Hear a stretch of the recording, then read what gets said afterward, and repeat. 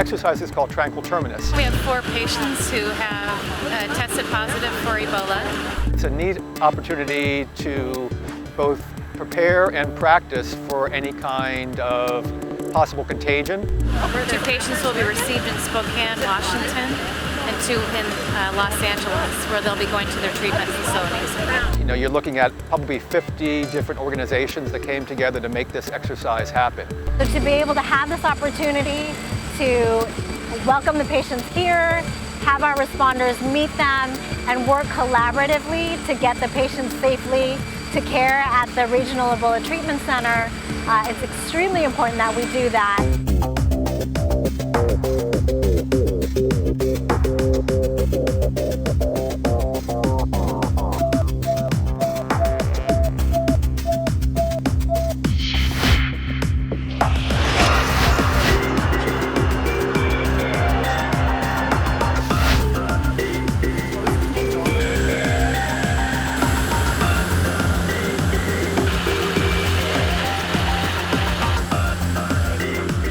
This is a patient movement capability that allows us to move patients with highly infectious disease from a rural area to a hospital that can provide services for the disease that they have. Since we have 2 that are ambulatory, they'll be faster. So you can go ahead and hit the 2 ambulatory and get them up.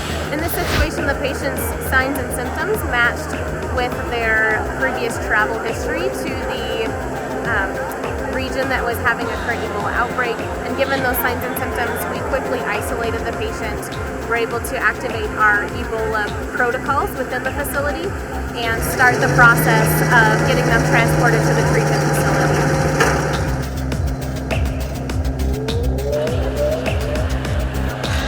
We transported them in an isopod, and for exercise play, we'll take him out of the isopod to put him on the aircraft.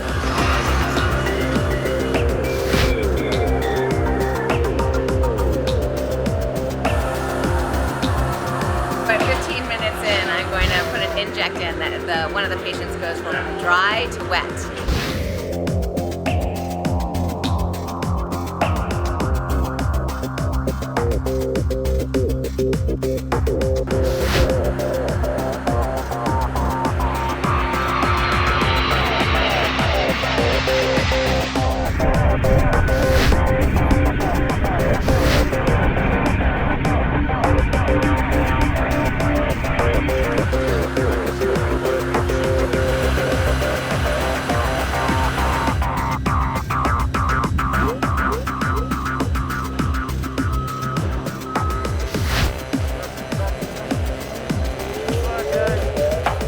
We have a special ambulance that we use. That ambulance is wrapped in plastic, and the only thing that ambulance is used for is special pathogens patients like you're seeing here today. Those are patients that have come in contact with some highly infectious disease of any type, not just Ebola, but that is what we typically practice.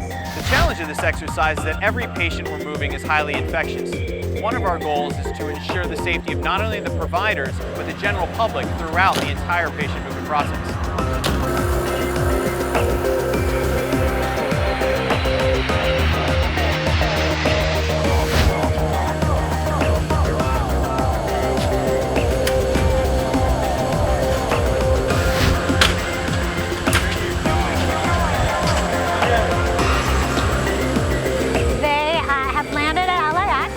They were transported to the Regional Infectious Disease Treatment Center, and that's at Cedars-Sinai Medical Center.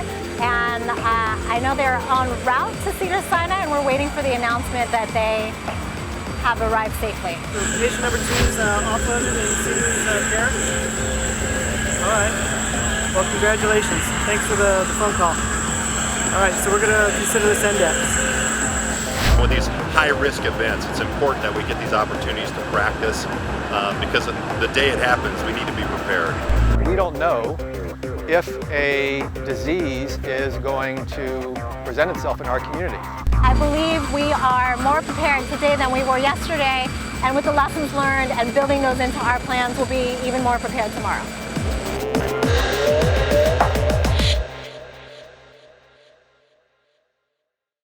Produced at U.S. taxpayer expense by the U.S. Department of Health and Human Services.